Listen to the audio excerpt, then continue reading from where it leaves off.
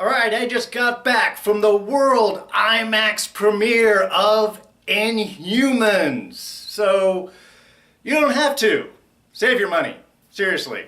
I don't think it's actually going to be in the theaters for that long anyway. We'll talk about it in just a minute.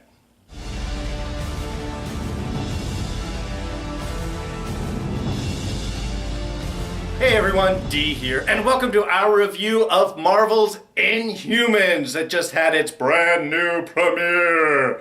And yeah, a lot to get into here. Look, I'm going to do things a little differently this time. I'm going to start out with a non-spoiler review. In case anybody wants to be spared specifics. And then after I do that, I'm going to get into like some more spoiler territory. So I'm going to let you know when I do that change. So let's try and stick it through all this. Okay, so first opinions, of course, it's bad. I mean, okay, look, it's not horrible. I mean, it's not like The Mist bad, which is just horrible on like every level. It's not totally WB-ish, but it's disappointing. And look, I know that this is, the next series from ABC, and I know people can say, look, Agents of S.H.I.E.L.D. had a little bit of a rough start, and it has moved along, and that's true. But that was 5 years ago. And that was really only that first half. Once we got into the second half with the whole Hydra, Fall of Hydra, and tie-in to Winter Soldier, that kicked butt. It's been moving on very well, and this last season was by far the best that it has had. We've also had all of the Netflix shows that have really shown the type of intense, in-depth, cinematic storytelling that can be done. And this was just... With all of that done, this is a real big misstep. I mean, we had problems with Iron Fist. And like it or not like it, there was some storytelling, there were some structural problems, there were definitely some choices that were made, lack of preparations that went into make it what is widely considered one of Marvel's first real missteps. And it's basically like they just said, Scott Buck was like, oh, you didn't like that? I'm sorry, here, hold my beer. I mean, it's not entirely fair to blame this all on Scott Buck, because Jeff Loeb from Marvel Television hired him twice. Did Iron Fist and decided, yes, why don't you take the new big series we're doing out on ABC and we'll film it out on IMAX. All right, let's get into a few more specifics.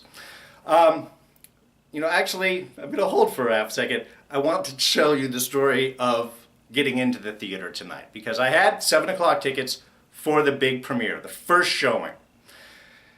I get into the theater and it looks like this.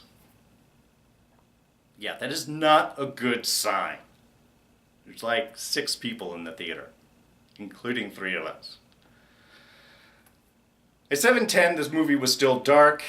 Eventually they did finally start showing trailers. That went on until 7:30, at which point they started showing Dunkirk. We had to go out and complain about that. Then finally, let's just say, wrap it up 20 minutes later and some free movie tickets, so nice. They finally started the show, almost an hour late, with the tagline of, thanks, I think this is the only showing we're going to be doing tonight. There was supposed to be a second. And we've been told that we're not going to show this anymore. They're just going to start showing Dunkirk in its place. So we could have been the only people in that theater, AMC in Santa Anita here in California, that would have seen it in IMAX. That was not a good feeling getting into the show. That was very saddening. I mean, it was maddening, and then it was comical, and then you kind of did this wave of emotion. By the time the movie started, I was back in a good mood. It was almost like Marvel was daring us to watch this, and we were going to dive right in. And it started out well. Some big scenes, not terribly impressive. The dialogue in the show is clunky. There was a couple of interesting shots that looked good on the IMAX, but for the most part, we're going to say the IMAX was really wasted. I mean, again, a couple of splendid vista shots of Hawaii, which would have been impressive if I hadn't already seen Lost. So really, nothing more was there. God, just clunky dialogue. The acting was not necessarily grand, but there wasn't really that much to work with. Visually, it was boring. Serinda Swan's Medusa outfits, pretty much what we saw in the Entertainment Weekly covers, didn't look right. Boobs looked all wrong. The way it was cut was not complimentary. The wig was bad. There was some CGI which didn't look horribly wonderful, but it wasn't very impressive. And no scope. I mean, I was hoping to be introduced to Adelan in some giant fashion, and really it was just, it was bland, it was boring, the whole place looked like an Eastern Germany tenement block back in the 1970s. I mean, it was uninspired. And I think that's really what could be said about most of it. I actually got bored about halfway through this show. That's how uninteresting and how rote all of the circumstances were. I mean, the plot-wise, the driven, the character, there wasn't any development of characters. I didn't know that much about everyone, and I didn't really care too much what happened to them. Karnak was great. Ken Leung, one of the most interesting parts of the show. I liked how they handled his powers. They did a little tweak from their comic book origins, but overall, I think he was one of the strongest, more interesting characters. Serinda Swan, look. At this point, I'm going to get into some spoiler territory. I got too many specifics I want to jump right into, and I feel like I'm already skirting the edge on that. So, yeah, look. Quick non-spoiler sum up. Wait till it comes out on TV. It might look fine. It might be interesting. It's not horrible, but it's boring and uninspired, and I think a real waste of some characters that have strong backgrounds that really aren't dived into this at all. So, spoiler territory from this point forward. Okay, back to Serinda Swan. The hair was fine until they cut it off, which is obviously a budget savior right there. It was done in order to save money. The same thing with Lockjaw. As soon as he does his couple little teleports, then he's been KO'd and he's going to be out of it. We don't have Black Bolt flying at all, which of course you got to do because flying's, it's not too expensive. I mean, honestly, they do it with Supergirl and CW. It's probably one of the easiest things that and super strength. Some of the easiest effects things to cover up. But you can't have drama. You can't be chased by the police if you could just fly away. So they've kneecapped some of the characters. Crystal, the hair didn't look right. Always kept being distracting to me. Black Bolt seemed uncomfortable with most of his coup engineering. He looked worried and concerned half the time. I hated the... Okay, look. I know in the comics we have the alpha humanoids that serve as a slave labor force, semi-slave labor force. And that's going to create some problems in translating that onto TV.